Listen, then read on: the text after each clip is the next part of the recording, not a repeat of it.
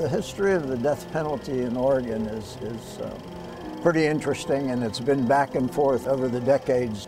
They got rid of it prior to 1972, when the U.S. Supreme Court banned the death penalty because of its violations of the Eighth Amendment. And when the Supreme Court allowed it again in 1976, at that time we didn't have a death penalty. In 1984, it was voted back in by the people. And at that time, President Reagan was our president. The atmosphere across the country was tough on crime.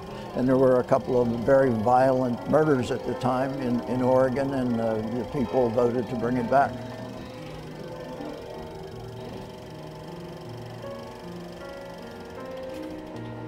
Our organization, Oregonians for Alternative to the Death Penalty, has been trying to provoke a conversation among the citizens, trying to get them to learn more about the death penalty. The challenging part of our work is really just to get people to think about and talk about and learn about the death penalty.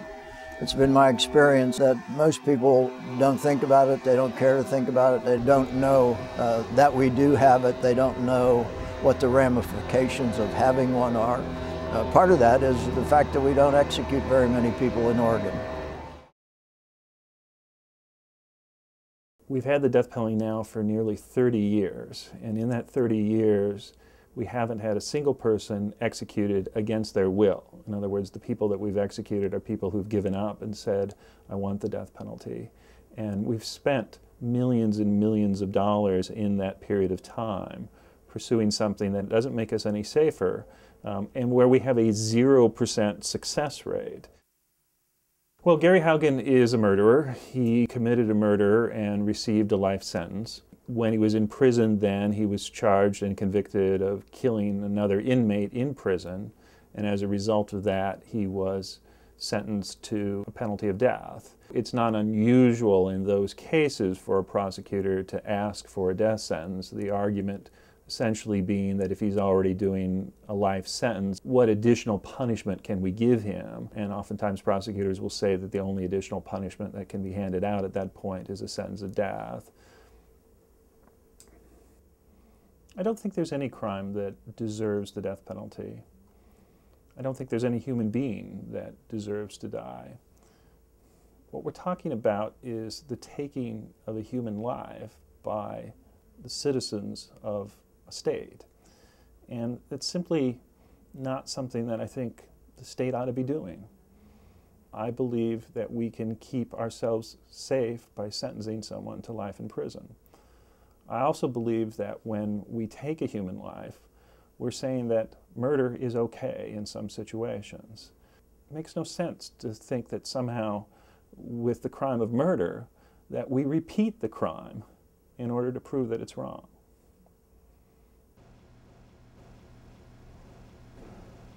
My opposition to the death penalty is about me, not about the offenders themselves. I don't want to be a part of a system and a society that thinks violence is an appropriate response to violence. I think there are crimes, absolutely, that deserve life imprisonment without the possibility of parole sentence.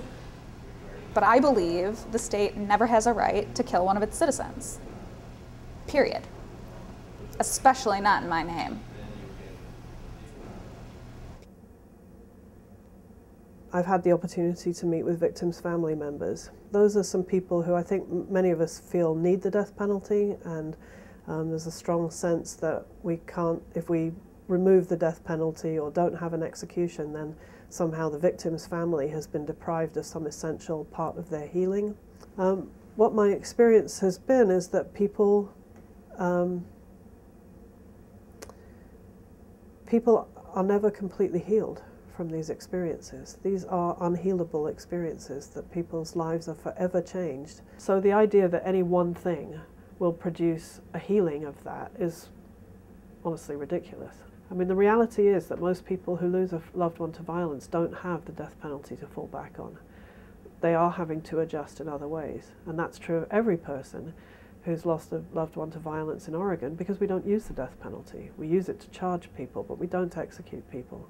But there are ways that we can be with these folks that that is supportive, that is healing, and is actually healing for us too, and reassuring for us as we participate in the healing of others, we actually see how we ourselves could be healed. Well, as long as someone is alive, there's an opportunity for redemption. There's an opportunity for that person to try to make amends for their crime, for their murder. And there's an opportunity for the victims, as long as the offender is alive, to get information. It's a difficult journey, and it's not a journey that has a precise pathway. In other words, it's something that different people approach in different ways.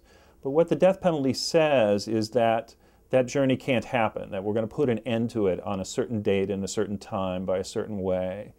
And it robs the opportunity of that happening. 14 years ago, I struggled over a decision to allow an execution to go forward. Over the years, I've thought that, given the same circumstances, I would make a different decision. That day has come. I'm exercising my authority as governor to issue a temporary reprieve in the case of Gary Haugen during the remainder of my term in office. I refuse to be part of a compromised and inequitable system any longer, and I will not allow further executions to take place while I'm governor. My reaction to the governor's announcement was we were very pleased. I thought his act was very courageous. He showed great leadership. So going forward, we're going to follow the call of the governor to have a full discussion about the death penalty and provoke even more conversations, move toward a place where we can get the death penalty on a ballot, hopefully within the next couple of years, and allow the people to decide. Here's what I'd like to see happen with the death penalty in Oregon. I'd like to see it go away. I'd like to see it up for a vote and the voters say that there are better ways to spend our money. I want to just have conversations and talk to people about the reaction and how they feel about the governor's decision. I think the most important thing that he said was that the system isn't what it was intended to be. It's not working, and the reason I believe that it's not working is because there is a clash of values. That we have a value for helping victims heal, for establishing what is truly sort of parameters around acceptable behavior. We have values around public safety and so on, but we also have a value for due process.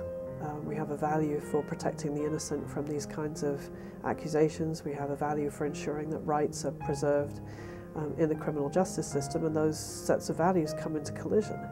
And never more obviously than in the death penalty. What Kitzhaber's announcement provides us the opportunity to do is to really talk about that common ground and what really is the way that we're going to resolve this conflict between these values that we have. So I'm very excited by it. I think it's great because it offers us an opportunity to move away from the adversarial debate mode and into conversation and dialogue mode.